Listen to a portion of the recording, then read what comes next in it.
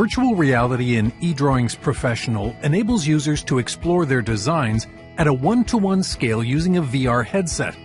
Originally introduced in 2019 as a beta feature, eDrawings Professional 2020 now fully supports virtual reality and delivers several enhancements.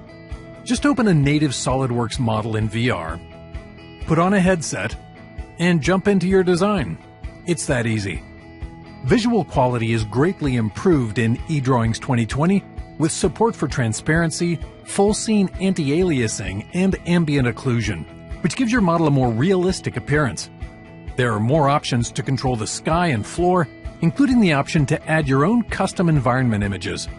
There's an option to fade the horizon to remove the hard line between the floor and sky. With the new transparency support, you can see through clear objects, such as the glass doors, and ambient occlusion enhances shadowing, providing a more natural, realistic look. For companies seeking an immersive experience for their designs, eDrawings Professional 2020 provides a seamless path to virtual reality, allowing you to simulate physical presence with your design in a virtual environment.